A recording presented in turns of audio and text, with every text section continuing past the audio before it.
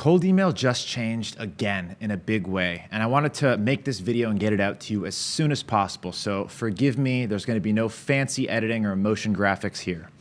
This past 30 days has been some of the most challenging that I've ever faced as a business owner with thousands of cold email clients that rely on me to stay up to date and know what's going on in the world of deliverability and cold email and Google and Microsoft. Well, a lot of us just got blindsided several weeks ago, and Google shut down thousands of Google mailboxes, and people freaked out, said cold email was over. And if you watched any of those videos, I explained exactly what happened there. But when stuff like this happens, and it happens at least once a year, so there's some kind of scare, something changes, and everybody freaks out. And then us, cold emailers, marketers, have to adapt. They figure it out, they make some changes, and you forget that the thing that was the apocalypse, it was totally in the past and not even relevant anymore. But when stuff like this happens, it forces you to look at all of your systems and say, you know what? It's time maybe to rebuild, to redesign, to protect ourselves going forward. And that's exactly what I did. Over the past month, we redesigned all of our systems. All right, enough fluff. Let's get into it. What has changed? What do you need to know? Well, let's start with the big technical changes, because a lot of the recommendations, if you watched like my 4-hour masterclass, even my 7-hour masterclass that I did several months ago, are completely different. So I'm going to go ahead and push a button. I'm going to share my screen and just show you a couple of things. Because the reality is, cold email leaves a lot of fingerprints. And email service providers, ESPs like Google and Microsoft, can easily look at these fingerprints and say that guy is doing cold email. And that one I'm not so sure. So a big initiative for me in 2026 is identifying those fingerprints and burning them off. You don't want to leave any trace. So let's go into cold email mailboxes inside of Instantly AI. And you know, it's weird. Google shut down a bunch of legacy panels. This is what we were using to set up a lot of Google mailboxes. There's two main strategies that us cold email info providers use: legacy panels and reseller accounts. A lot of the legacy panels got disabled. We probably lost 20% of our hundreds of Google legacy panels, and a lot of them remain unaffected, like the ones that you see here. So a big initiative that I put together with a lot of our top cold email founders is why. Why are some of these panels getting affected and some of these not getting affected? And although we don't have any answers for certain yet, a lot of it we believe comes down to these fingerprints. So you're probably going to see this mistake in the thing that we changed going forward, because this mailbox was launched in 2024. And as you can see, deliverability is excellent. But if I come into settings here, what we used to do for all of our cold email mailboxes was set up these custom tracking domains. Now, when I say fingerprints, I'm talking about what can Google and Microsoft easily see about a mailbox and be certain that that mailbox is being used for cold email. Because they're not just going to go willy-nilly shutting down a bunch of domains and mailboxes because they suspect them of doing cold email. That's why having the same picture or different name variations is not a good way for them to tell that a mailbox is doing cold email. But what is a good way is a bunch of CNAME records all pointing to the same value here, procs.itrackly.com.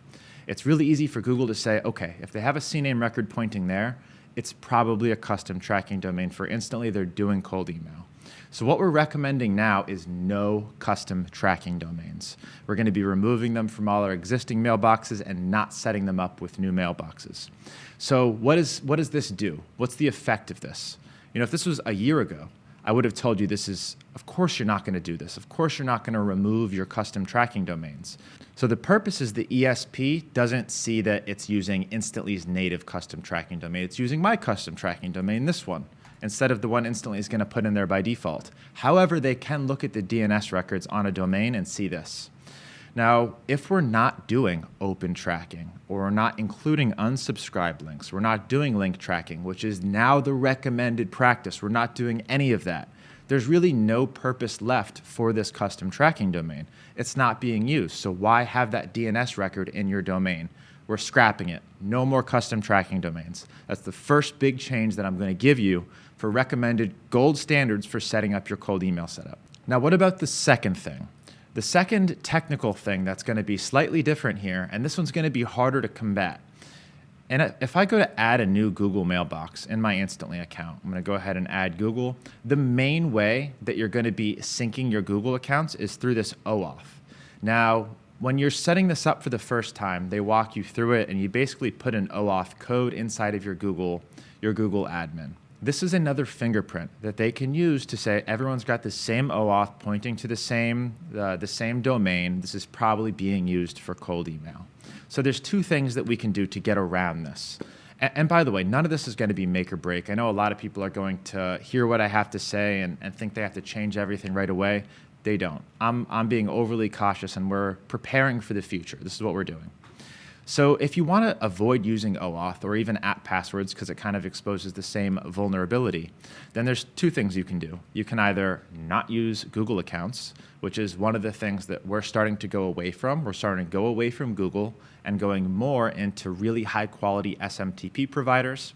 But the other thing that you can do, and I see a lot of the top cold emailers, especially cold email agencies, is going over to what we call like a walled garden, where instead of going to Instantly AI and everything pointing to Instantly AI, using something like Email Bison, which is on my own server.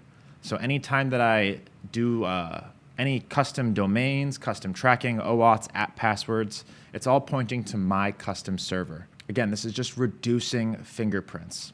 Now, if you are interested in Email Bison, I'm just going to show you this quickly and show you why a lot of the top cold email agencies are starting to go over here. Instantly is still an amazing product and still beats Email Bison in several different places, and I'll show you why.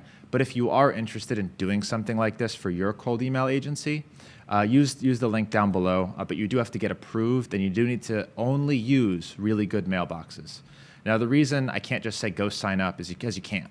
You have to go through a sales process, you have to get approved, and then even if you do, it's $500 a month starting. However, where Email Bison is great, they're also lacking a lot of the features inside of Instantly that's going to, I think, make the biggest difference for you right away. One of the worst things that you can do to get your mailboxes suspended or deleted is get flagged by Google. So how do you stay under the radar from Google and from Microsoft? The main things are email sending volume. You want to keep your volume as low as possible, and I think that's one of the main reasons that my mailboxes are still safe. All of the mailboxes that I'm using for my companies have not been affected. They're all in the same legacy panels. But because I keep the email volume down under 20 emails per day per account, none of those emails or domains have been flagged. And I think that's one of the biggest factors. But the second factor is how often you're getting reported as spam. It's one of the easiest things in the world for Google to see those spam complaints and point it to cold email.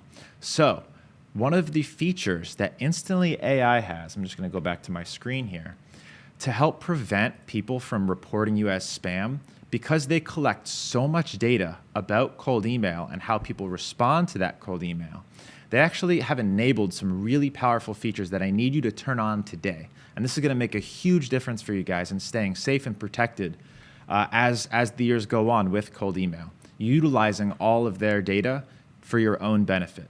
So what you're going to do is come into the bottom left-hand corner. You're going to come into Settings. And then we're going to come into Advanced Deliverability. I think you might need to be on a pro plan to activate this. If you're not, you should be anyways. And the other thing that you should do is activate Inbox Placement Recurring Testing. I did a whole video on that. If you don't already have that set up, go watch that video now because you want to turn that feature on. It's going to help really keep you on top of deliverability. So what they did here is they're utilizing all of their data to know who's unlikely to reply to your cold emails and who's hostile, who's angry. Those hostile people are most likely going to be the ones reporting you as spam and filing those complaints that raises those alarm bells for Google and gets them to shut down your accounts. And not just Google, that's going to be Microsoft as well. So make sure to skip hostile prospects, and if you do have unlikely to reply, either send last or you can skip those as well. The other thing that's going to do is it's going to increase the results of your campaign. If you're not emailing these people, then there's a very good chance the percentage of people that reply is going to be higher, and you're going to get much better results out of your campaigns. The other thing that I want you to turn on is blocklist triggers, and make sure to keep a very up-to-date Google Sheet with any hostile prospects across all of your campaigns, all of your workspaces. So really, really important here, guys, not to email people if they have expressed some disinterest in your cold email. If they've given you the metaphorical finger via email, you want to make sure that person never gets contacted again, because those are the ones that are going to be reporting you as spam, filing complaints. And if that happens, there's no protecting your cold email system. You're just going to have to remove those mailboxes and rewarm them. So across all your campaigns, if someone's hostile, make sure that you're adding them to your block list. And then you can set up these AI block list triggers. Definitely do this. Anyone who unsubscribes, add them to a block list. If they are marked as hard no, or if they say one of several words, make sure to move them to a block list so they never get contacted again. Use all of this stuff to your advantage. It really helps. Now, the other thing to look at here is going to be in the actual campaign. So right now I'm in campaigns and I'm in options. I said that Instantly collects a lot of data on the people that we send cold emails to, and we want to leverage all of that data to improve our own results. So in addition to our own cleaning, which obviously we have to do before every campaign, you want to use something to make sure the email you're sending to is valid. However, it's not going to usually tell you if you're emailing a spam trap. A spam trap is a mailbox usually designed by one of these blacklist providers or the ESPs themselves. And the only reason somebody would be emailing them is if it's a cold email. So Instantly uses the data to know which spam traps exist. And if you come down to allow risky emails, you want to make sure that both of these are unchecked. You want to make sure that you're using their data to not email risky emails and that you're using bounce protect. Now, unfortunately, you can't have the best of both worlds. Instantly's got all of this data that you can utilize to keep your list super clean and make sure that you're not emailing those bad people. Versus if you're over in Email Bison, you don't have access to all of that data and they won't kind of clean and protect that list for you. So you need to be that much better. For that reason, 95% of you watching this video should stay inside of Instantly.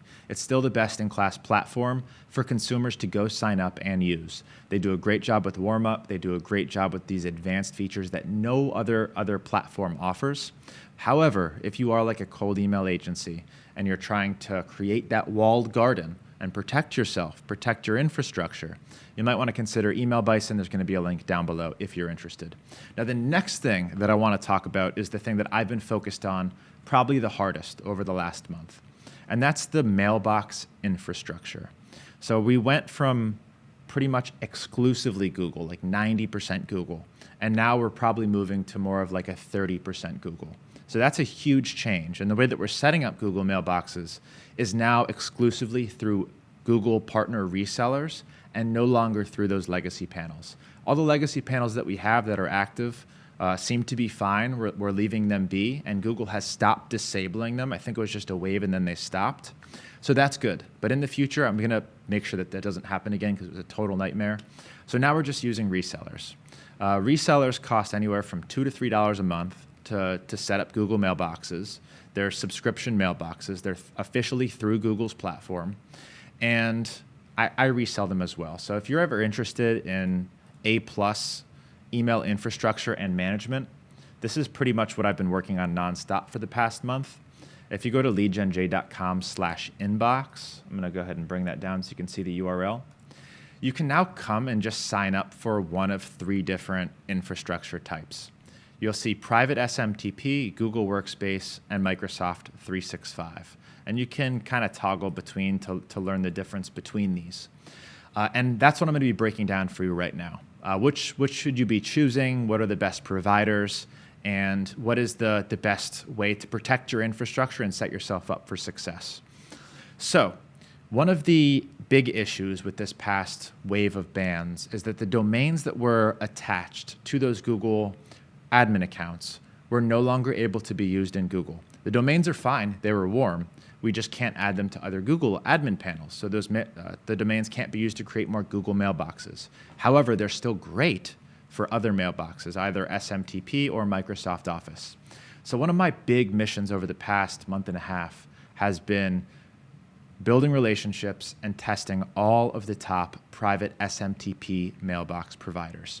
Now, if you've ever heard me talking crap about SMTP mailboxes in the past, it's typically because they're associated with companies like Informail and MailForge. Companies like this offer like $200 a month for unlimited mailboxes, and that itself should raise some alarm bells. Like, why are they able to do that? How are they able to do that? Well, it's because the IP addresses that they're using to send those emails from are trash. And it all comes down to the IP address. For those of you that have a business and you're sending warm email, promotional emails, newsletters to your list, you're probably not using Google or Microsoft mailboxes, are you? My guess is no. You're probably using something like MailChimp or ActiveCampaign, maybe even GHL. But deliverability on those, even to thousands, tens of thousands of people, seems to be pretty good. It usually hits the inbox, at least it's expected to. So if those can do it, not with Google or Microsoft, then how do good SMTP cold email mailboxes do it? It's got to be doable. It's got to be realistic. It all comes down to the IP address that the email is being sent from. And really great SMTP mailbox providers will do a really good job of protecting their IP range, replacing IP addresses that get burnt or their trust score drops, and they spend a lot of their time and money just managing that IP range. And the better the company is, usually the more expensive the mailboxes are. So what I've been doing over the past month and a half is testing all of these different SMTP mailbox providers and ranking them based off of a couple different factors: ease of setup and use, price, deliverability, and API access. So I can set them up programmatically for our customers and cancel them programmatically if a payment fails or somebody cancels. So what have I discovered over the past, let's say, like 45 days? Well, let's go ahead and share my screen and walk you through some of these SMTP solutions, and really the two that I'll recommend for you based on if you've got unlimited budget versus if you have a limited budget and want the best fit. So I'm pushing a lot more toward SMTP for myself and for our clients, high quality SMTP. And I see this as kind of the future of cold email, because Google and Microsoft, there's nothing that they can do to shut these domains or mailboxes down. Nothing. And they're not going to stop allowing emails from SMTP, because that would basically mean they stop allowing emails from ActiveCampaign and MailChimp. It's not going to happen. So what are some of these SMTP mailbox providers, these companies that are doing a good job with the IP addresses and deliverability? Well, my good friend, Tony Baltadano, he's been a deliverability coach inside of the Insiders for over a year now, runs this company called Mission Inbox, which is essentially where I'm putting all of our high-ticket clients, and it's the primary infrastructure being used when you select private SMTP here. The reason for it is it's got the best deliverability. Tony does an amazing job at keeping their IP address range clean and deliverability and trust high. They also warn you if you're sending bad cold emails and ruining the IP range. And that's exactly how you protect deliverability for your clients. Good IP addresses with these mailboxes. Now, the problem with a lot of solutions like this is price. So if you're used to paying $3 per month per mailbox for Google and Microsoft, or maybe you've got some other solution where you're able to send a ton of emails from a single mailbox, that's really not going to work with these SMTP providers. So the first time that I used Mission Inbox, about a year ago, deliverability was excellent, but I was paying like $8 a month per mailbox. And you'll see that when you break down the pricing, it gets a little bit crazy. Now, because Tony's a friend and I really asked him to step up and help our Insiders program get the prices down, he does have a discount code that you can use that I will link down in the description of this video. I also have a full kind of page for any recommended tools that you want. Just go to leadgenj.com/software and it'll bring you here. So you can see all of the tools that I'm using and get those discounts. But Mission Inbox does an amazing job. Deliverability is great. And if you do want to sign up for their mailboxes and not pay $8 a month per mailbox and just get like 5, you can come into leadgenj.com/inbox and we'll set them up for you for $5 per mailbox per month. So that way you're not paying the 8 or 9 per month and have to do the minimum. So you do have access to be able to do that here. Now, if that still is a little pricey for you and you want to start with a lower cost solution for SMTP mailboxes, the other solution that I would recommend is a tool called Mailin.ai. Now, Mailin is run by another friend named Tomer, who's also a very active member of our Insiders community. And I've talked extensively to Tomer about how they manage their IP addresses and their range. We've got hundreds of mailboxes with Tomer. They do an excellent job, and he's very concerned with deliverability and IP rotation. But the other two reasons that I love Mailin and Mission Inbox are their APIs. So I can now create mailboxes and domains and set them up all using API programmatically for our clients and turn them off programmatically, which is really helpful when it comes to scaling your cold email infrastructure, and especially if you're running a business where you have to manage thousands of clients. This is just making our life a lot easier. So they both have excellent API and excellent deliverability. And with Mailin, you can actually get started. It's $300 a month for 200 email accounts, but they're actually giving members of our program 30% off. So the link to that also going to be down below, and that comes out to about $1 a month per mailbox, which is unbelievably reasonable for high quality SMTP mailboxes. Okay, so that's on the SMTP side. What about Google Workspace and Microsoft 365? The name of the game now is differentiation and diversification. If all your eggs are in the Google basket and all your Google mailboxes get wiped, you're kind of screwed. But if you're differentiated, like 33%, 33%, 33%, and Microsoft mailboxes go down for some reason, you're still protected. So with Google Workspace, pricing is still $350 per month per mailbox, so still keeping it super reasonable. And now we're using official resellers. So the mailboxes are going to be safe, they're going to be protected, and they won't be vulnerable to another mass wave of bans if that happens. The risk with Google, of course, is that they could decide to turn them off any second, which they've been known to do, whether it's legacy panels or it's reseller accounts. Google, they have full control. They can say this domain is doing cold email and just turn it off, and there's nothing that you can do about it. So differentiate and send good cold emails, and you'll be protected. I won't talk too much about Google because that's what we've used historically, but I will talk about the third solution that we're offering now. And by the way, you don't have to go through my service. You can just go sign up at any of these services that we're using. And I'm just going to tell you who we're using so it's not gate-kept. And I'm also going to bring you discounts that I've created with the partnership of these founders to make it a lot more accessible for members of my Insiders program. So for Microsoft 365, we're using a platform called inboxing.com. They create 49 mailboxes for each domain. So if you come back to my form, you'll see each Microsoft 365 mailbox can send 5 emails per day, and you can get 49 mailboxes for $30 per month. So I broke it out by how much it costs to send a certain number of emails, how much each mailbox and domain costs. So we're not really setting them up here in intervals of 1, 2, 3, 4, 5. It's actually going to be intervals of 49, 98, because each single domain here can support 49 mailboxes. If that's confusing, you can go chat with my little chat widget, or go check out how Inbox's documentation to see more. So what I actually did here is I worked out a deal with Ramon, the owner of inboxing.com, who is amazing, to basically cut the price in half. You can get a single domain with 49 mailboxes for just $30 per month. Whether you do that through us here, or you use, again, the code down below to activate that discount and save money with inboxing.com. And what I recommend is doing a combination of all three of these things. If you're using all three providers, then you're going to be protected because you're diversified. And if anything happens to one, you're still going to have the others. Now, I just wanted to take a second to reiterate some of the truths that remain true for cold email deliverability. There's a lot of questions that people come to me all the time with, does this affect deliverability? Should I do this or this? And sometimes it can get really nuanced. The important thing is to do the fundamentals correctly, and now I'll talk about some of those nuances. The first big thing that comes up is domain redirects, and this is something that I've been relatively concerned with for a while now. For cold email, you set up all of these secondary domains, myleadgenj.com, getleadgenj.com, all of these domains that are exclusively being used for cold email, and then if you search them, they redirect to your primary domain. Those redirects are somewhat of a fingerprint for cold email.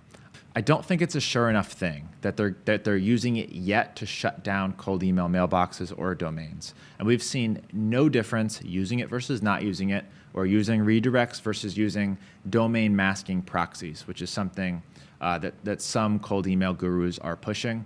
I've tried it. It works. They don't see any drop in results, but I don't think there's any added benefit yet. But it is still something that we're watching very closely. And along those lines, with all right, what could they pin to cold email? Domain redirects. All the 100 domains are redirecting to the same domain. They might be doing cold email. Well, what if 100 mailboxes have the exact same profile image or variations of the same name? Is that a red flag? I think it could eventually be, maybe, but I don't think it's certain enough for them to use as a fingerprint for cold email. Not in the same way that the custom tracking domain is. So in that regard, we're not doing anything to change our practices there. We're still uploading headshots for all of our Google mailboxes. We're still using name variations for all of our mailboxes, and we're not seeing any issues with those practices yet. The other big thing that remains true is do not track your cold emails. Don't track the opens, don't track the link clicks, don't use unsubscribe links. However, if somebody opts out and they want to get out of the email simply because they said stop or remove me or go F yourself, make sure that you get them removed and onto a block list as quickly as possible. Activate all of that AI stuff. Use whatever you can to not email those people again ever from any of your accounts or workspaces. All right, so this video went a lot longer than I thought it was. If you want to be part of an elite group where we're talking about this in real time, you're getting this information first, be sure to join my Lead Gen Insiders program. That's where all of the experts are, all of the cold email founders. They're in there talking about this stuff. And as members of the Insiders, not only do you get access to the information, but we do a lot of it for you. All of the setup, the fees are waived. There's a ton of resources for you to help enable you through your lead generation journey. So if you're interested in joining something like that, the link for that is going to be down below as well. I hope you get in there. I coach there every single week, so I'm looking forward to meeting you. And if you appreciate this style with just me giving it to you real, just no editing, getting this information to you as fast as possible, I'd love to hear your feedback on it. And if you're like, we need the editing, we missed the motion graphics, it'll add a couple of weeks next time, but I'll make sure that you get them because I'm gonna sit down right now and edit this thing myself. So I hope you enjoyed this video. I hope you found value in it. If you did, please subscribe, please like, please comment. It means a lot to me. And I hope to see you inside of our communities.